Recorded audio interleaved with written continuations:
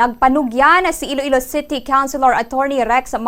Sarabia nga dapat gid sikyaron sang Department of Public Works and Highways, District Engineering Office ang kada project nga ilag iga-implement nga buildable. Ini ang nangin pahayag sang konsehal kadungan sang People's Meeting nga gin-inisyar ni Iloilo City Lone Representative Congresswoman Jamjam Baronda kaupod ang Department of Public Works and Highways kag ang mga district engineers kahapon nga adlaw. Sa nasambit nga pagsinapol ginpanugyan ni Attorney Sarabia nga dapat buildable ang mga proyekto nga gina-implementar agud hindi mahusik ang pondo nga ginaalokar. Ang ini nga pahayag ang may kaangtanan sa proyekto nga Budburan Creek sa distrito sang Lapos nga nasuspend bangod sa mga presensya sang mga informal settlers sa lugar. We understand that before you appropriate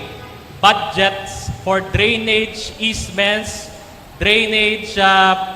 flood control projects, you have to ensure that it is buildable, that it can be done, which is why the city government, the city council appropriated hundreds of millions of pesos in relocation projects. That's why we funded the Iloilo City Local Housing Office so that people in the danger zones could be relocated so that our projects, flood control projects, whether national or local, we could ensure that these projects be buildable, precisely why projects of the ICDO were suspended because the presence of informal settlers. Now,